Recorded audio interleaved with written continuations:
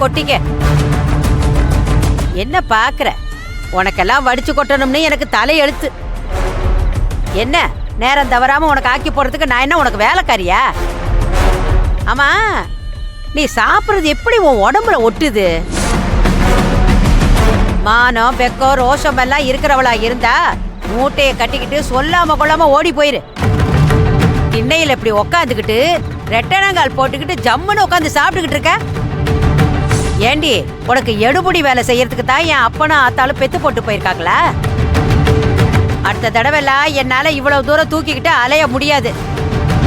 பின்பக்க வாசல் வழியா வந்து நின்னு அத்தை சிச்சி சிச்சி அப்படியெல்லாம் கூப்பிட்றாத, அது எனக்கு அசிங்கம். அம்மா தாயே அப்படின்னு ஒரு சத்தம் கொடு. மிச்ச மீதி இருக்கிறதெல்லாம் தட்டுல போட்டு இப்ப தள்ளி விட்டான் பாத்தியா, அது மாதிரி சர்றன்னு தள்ளி விட்டுறேன். வாசலுக்கு வந்துருண்டி, வாங்கி சாப்பிட்டுக்க. புரிஞ்சுதா?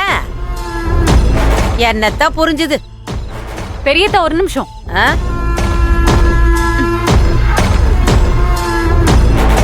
என்னடி?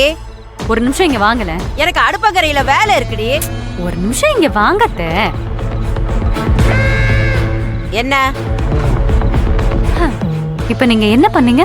நான் என்ன பண்ணேன்? உன்ன மாதிரி உதவக்கரைக்கு வடிச்சு கொட்டிக்கிட்டு இருக்கேன். உங்களை பத்தி தான் எனக்கு தெரியுமே. நீங்க தான் உழைப்பின் சிகரமாச்சே. என்னடி நக்கலா?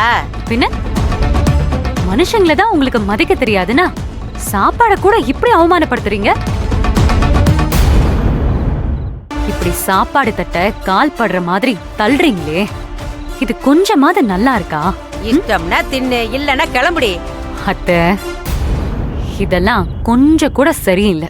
ஆமாண்டி, நான் வக்கனையா வடிச்சு கொட்டுவேன், நீ உக்காந்து தின்னுக்கிட்டு அதுல குறை வேற பேசுவியா? பெரியத்த, நான் சாப்பாட்டுக்கு மரியாதை கொடுங்கன்னு தான் பேசிட்டு இருக்கேன். எந்த அளவுக்கு மரியாதை கொடுக்கணும்னு எங்களுக்கு தெரியும். நீ போய் கொட்டிக்க போ. என்னத்த சொல்றீங்க? நான் சொல்றது கேட்கலையா? கொட்டிக்கோன்னு சொன்னேன். இடுப்பு நோக அடுப்படியில நின்னு தோசை ஊத்தி கொண்டாந்து வச்சிருக்கேன், கொட்டிக்க போ. அப்போ கொட்டிரட்டுமா அத்தை? அதான் சொன்னனே, கேட்கலையா? கொட்டிக்க. அப்ப கொட்டிருவோம்.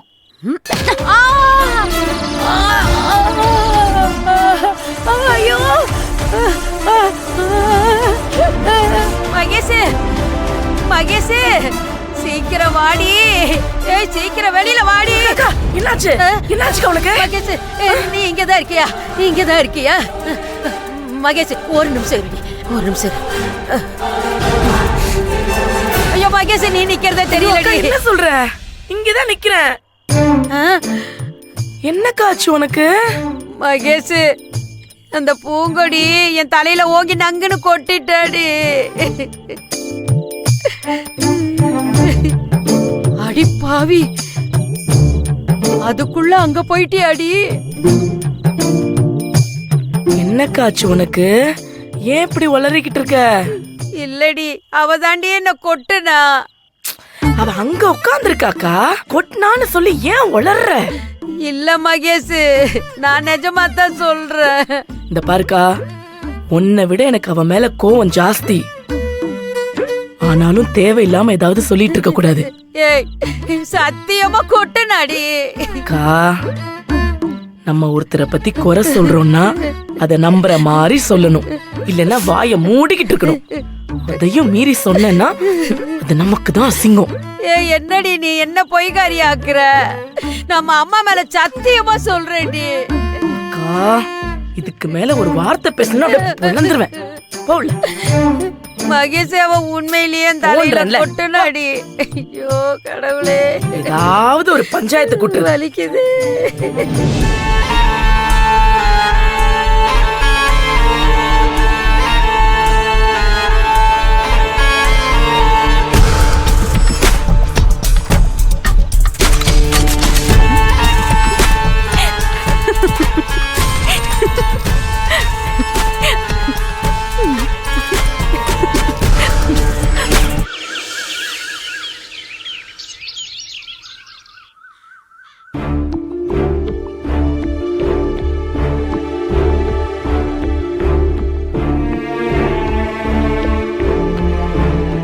மாமா, சொல்லுமா.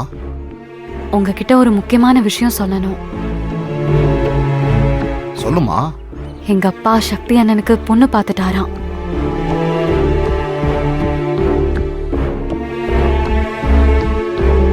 உடனே நிச்சயதார்த்தத்தை முடிச்சு கல்யாணத்தை பண்ணணும்னு ஏற்பாடு பண்ணிட்டு இருக்காராம். போய் தொலையட்டுமா, அதுக்கப்புறம் நமக்கு எந்த பிரச்சனையும் இருக்காதுல்ல. ஐயோ மாமா, என்ன இப்படி சொல்லிட்டீங்க? ஸ்ருதி சக்தி அண்ணனை உயிருக்கு உயிரா விரும்புறா. அவ இல்லன்னு தெரிஞ்சா அவ செத்து கூட போயிடுவா மாமா. ரொம்ப சந்தோஷமா. 2 இம்சம் ஒளிஞ்சதுன்னு தலை முழுகிட்டு நிம்மதியா இருக்கலாம். ஏன் மாமா இப்படி பேசுறீங்க? பின்னம்மா, அவங்களால உனக்கு எவ்வளவு பிரச்சனைன்னு பார்த்தல்ல. உன் வாழ்க்கையே நாசமா போச்சேம்மா. மனசாட்சி இல்லாதவங்க இருந்தா என்ன, இல்லாட்டி போனாதான் என்ன. போய் தொலையட்டுமா.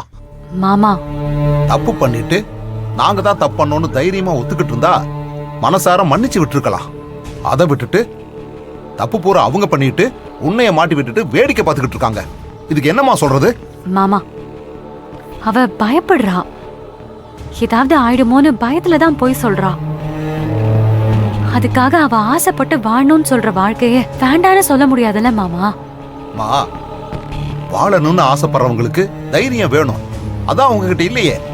நம்ம கிட்ட இருக்குல்ல மாமா, நாம அவங்கள சேர்த்து வைப்போம்.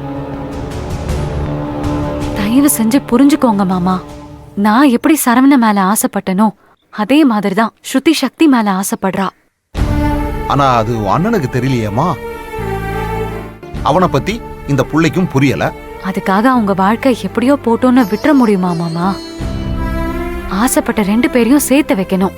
அதுக்கு நாம தான் ஏதாவது பண்ணணும். சரி, என்னம்மா பண்ணணும் நீயே சொல்லு.